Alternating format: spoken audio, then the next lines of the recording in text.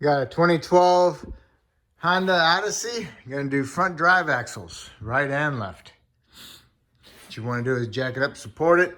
Before you take the tires off, you wanna check your tie rod ends. Make sure there's no play in them. So you wanna shake the tires right to left. And then you can do it from on the top dead from 12 and 9 or 6. Wiggle it back and forth, see if you got any excess of play in your ball joint or your wheel bearings. If it's all good, then you can continue on. Now we're going to take off the tie rod end. It's a 17 millimeter. You'll hit the knuckle with a hammer, break the taper loose. And then you want to undo your ABS line. You want to squeeze those little tabs together and pull this off. Pull it off the little bracket off to the side. And then inside the fender well, you've got those two little pieces. Those right there, they go inside to that slot and hole there. What you want to do is go through the back side, a little screwdriver, and pry those in a little bit and pull this out. It's only plastic, do not break it. Careful, pull that loose because we're going to undo the lower ball joint so we can hold that whole strut assembly out and pull this joint out of the hub. So next you want to do is remove the axle nut. It's a 36 millimeter.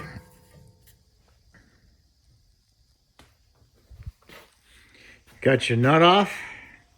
Next you want to do is get your hammer, a little sledge, and tap on it. That tells you if it's frozen in there or not. You see it move, it means, oh, good. It's not frozen. All right, so now we need to raise it up a little bit and undo our lower ball joint nut.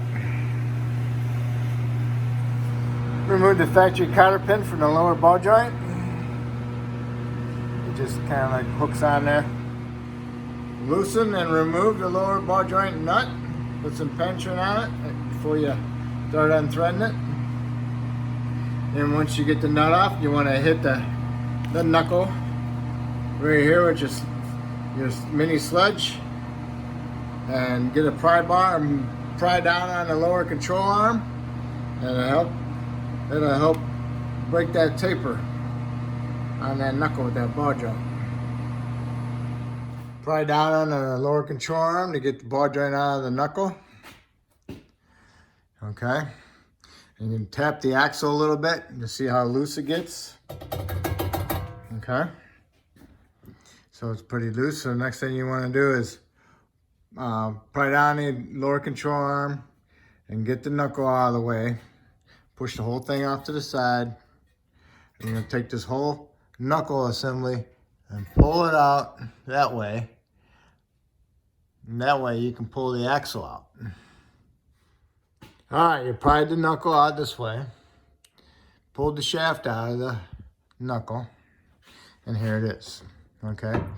Next thing you need to do is remove the nuts holding the shaft onto that bearing, the bolts. There's one there, and there's one up on top, right there. See it? Remove those. Those are 14s, and you want to spray some penetrant around there between the two, so it'll help loosen it up. So this is what the whole shaft looks like on the passenger side. And this is where the bolts are you gotta remove, okay? And make sure that this thing's not all bent up. Mine was. I straightened it out best I could with a pair of pliers. All right? Okay, all right. You got these two bolts out.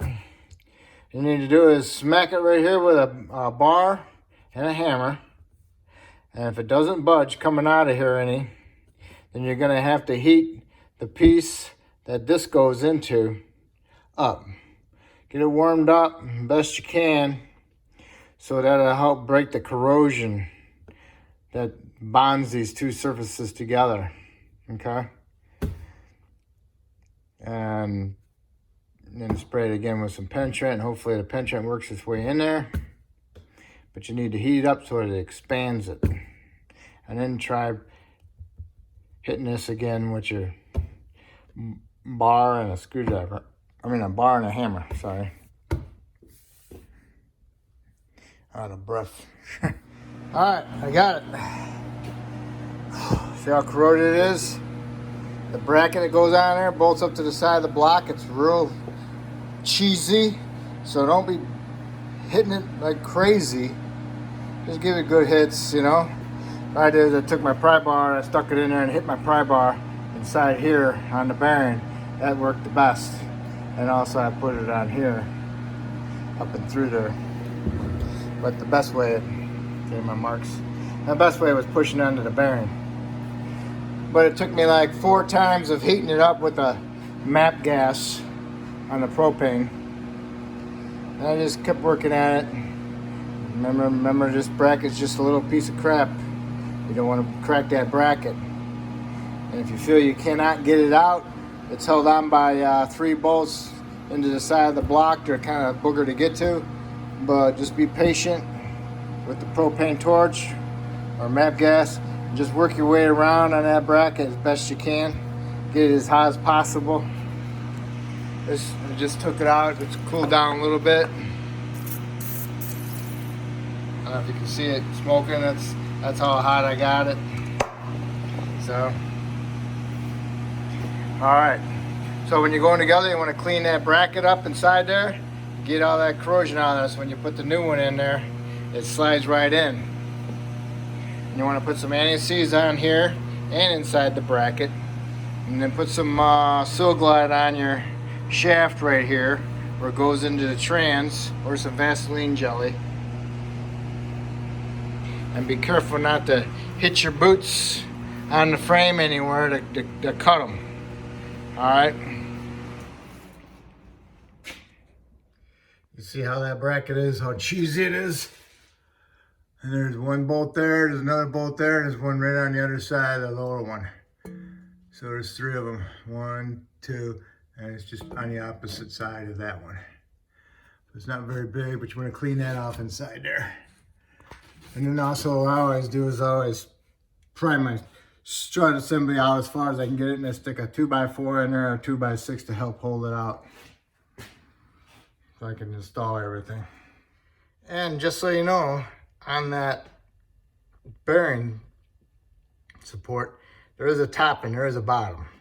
See, it says top, so it goes on the top. Okay. Now we're ready to install this. So you put some anti-seize on your splines and inside your hub. What you need to do is pry your strut knuckle assembly out, remove your piece of wood, hold your shaft up, guide it into the hole, turn your knuckle, your hub, so it lines up with the splines, and then push it all together. And then pry down on your control arm to line up your ball joint, and then try to keep your joint lined up at the same time. What I do is I'll pry down on the control arm with my pry bar against the stabilizer bar. I'll put this underneath my right shoulder. That way I can kind of reach up there with my right hand and grab hold of the shaft right here with my right hand. And with my left hand, I can push my whole knuckle towards the shaft and turn the hub at the same time. And once the splines are lined up pretty good, then I'll push down a little bit more and get my ball joint in the hole. Then I'll remove my pry bar, and then I'll push in on the whole knuckle assembly, and it pushes it in and allows the ball joint to go up into the hole. And so that's where we're at right now. And don't forget to tighten those bolts to 40 foot-pounds, 35 to 40 foot-pounds. All right, put your lower castle nut on for your ball joint. Stick your pry bar in here between the hub and the bearing assembly like that. And that way you can tighten it up as tight as you can with a wrench. And then line up the hole for your cotter pin. And put the cotter pin in there. And then you're done with that. Come over here and thread your nut on. Okay, and then we'll lower it down and we'll put our brakes back together. So you want to put your ABS wires back into the inner fender well there. You're gonna put them in their little brackets on the back side and then on the front. And then we're gonna put our brakes back together. Okay, tie rod ends hooked up, tightened up, cotter pin in. Now you need to do is tighten up your axle nut. Snug it up and then tighten it to 180 foot-pounds.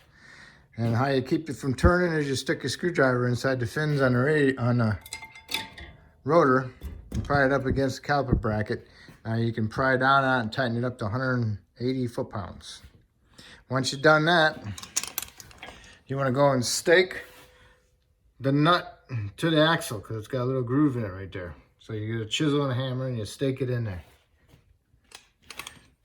When you get that done, then you can put your tires on. Put your tires on and you can torque your lug nuts to 95 foot-pounds, 100 foot-pounds, somewhere in there.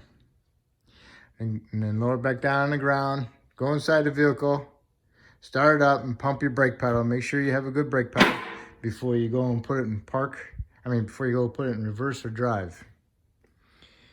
All right, because you don't want to be taking off without any brakes. So just make sure you got a good firm pedal. All right. If I helped you with the doing the axle, that's great. If you could subscribe to me, I appreciate it. If you already have, that's awesome. Thank you.